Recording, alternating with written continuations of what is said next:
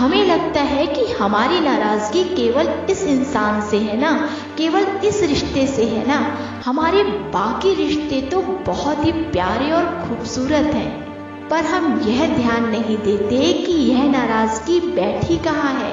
हमारे अंदर वह उसी जगह पर बैठी है जहाँ हमारे अन्य रिश्ते बैठे हैं। कचरा घर के एक कोने में भी है, तब भी पूरे घर में बदबू फैलाता है। तो करना क्या है?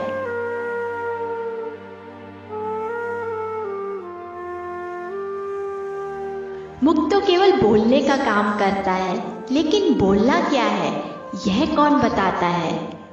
संसार के हर शब्द, हर घटना विचारों से ही आरंभ होते हैं। आपके विचार ही आपके आने वाली जिंदगी की परछाई है। वो विचार ही है जो व्यक्ति के लिए कर्मस्थल का निर्माण करते हैं। अब प्रश्न यह उठता है कि हम पहले सोचते हैं कि बोलते हैं? हम बिना अंदर निर्माण किए बाहर कुछ नहीं कर सकते हैं। कोई भी विचार पहले हम निर्माण करते हैं, फिर हम उसे शब्दों में लेकर आते हैं। चाहे वो हमारे अभी के निर्माण किए हुए विचार हो, या चाहे पहले की किसी बात को लेकर या घटना को लेकर इकट्ठा किए हुए विचार हो, है वो हमारे ही अंदर के विचारों के रूप में संग्रहित ऊर्जा जो बाहर शब्दों में आती है। बचपन से ही हमें यह सिखाया जाता है कि सोच समझ कर बोलो। शब्द भी एक भोजन है, शब्द शब्द का भी एक स्वाद है। बोलने से पहले चख लीजिए। स्वयं को अच्छा ना लगे तो दूसरों को मत परोसिए। हमने अक्सर यह भी सुना है कि मुंह से बात निकल गई, स्लिप ऑफ द टंग। हमारे कहने का मतलब यह नहीं था, मैं ये नहीं सोचता, मेरे मुंह से ना जाने ये कैसे बात निकल गई। मुख तो केवल बोलने का काम करता है, लेकिन बोलना क्या है यह कौन बताता है? स्लिप ऑफ द टंग, मुंह से बात निकल गई। इसका मतलब क्या है?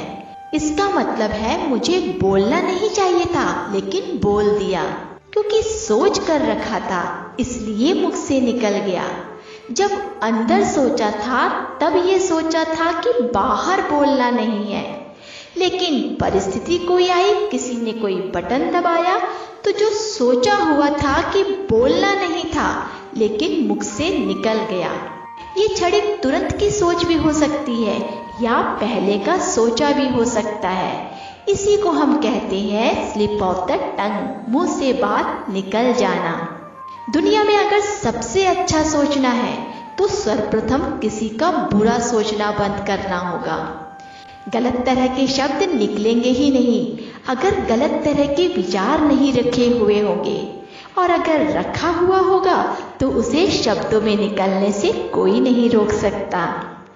इसलिए अपने अंदर विचारों को इकट्ठा करने से पहले देखना है कि कहीं ये कूड़ा कंकड़ कचरा तो नहीं, क्योंकि जब हम खाना बनाते हैं तो कंकड़ शुरुआत में ही बीन लेते हैं, पहले ही धोकर कचरा साफ कर लेते हैं जब वो कच्चा माल होता है। अगर कच्चे माल से कचरा कंकड़ नहीं निकाला तो वो हमारे पके खाने में आ ही जाएगा। तो जिस तरह का हमारा कच्चा माल होगा उसी तरह का हमारा अंतिम उत्पाद होगा। तो ध्यान कब रखना था?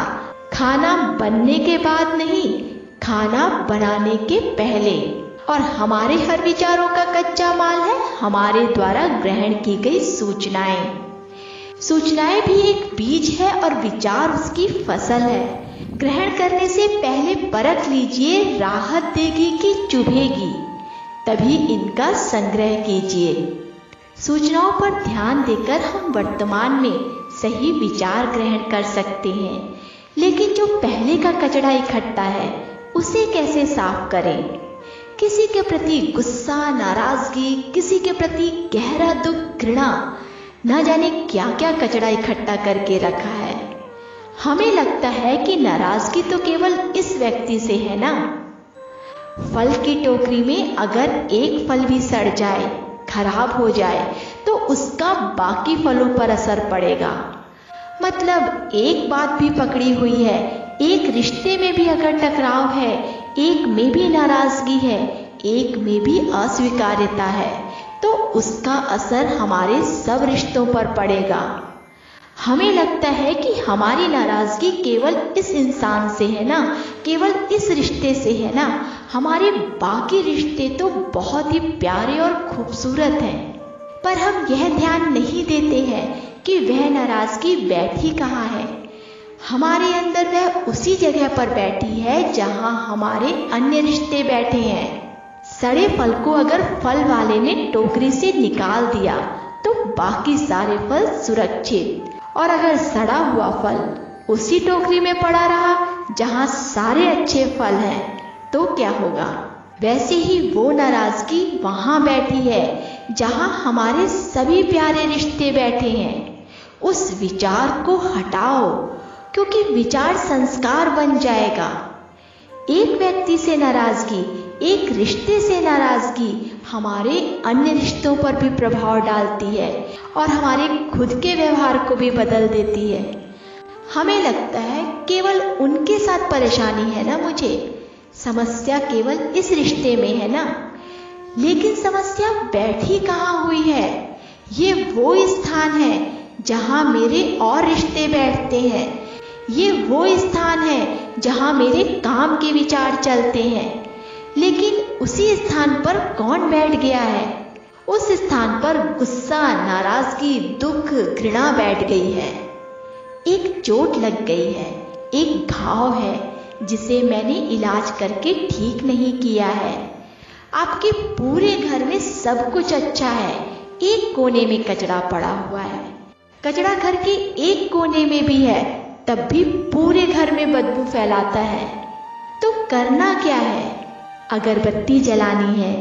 जैसे एक अगरबत्ती पूरे घर को खुशबू से भर देती है, वैसे ही एक सही और शक्तिशाली विचार हमारे विचारों को शक्ति और सकारात्मकता से भर देते हैं।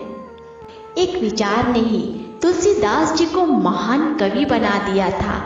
एक विचार ही था जिसने कुख्यात डाकू रत्नाकर को वाल्मीकि बना दिया था।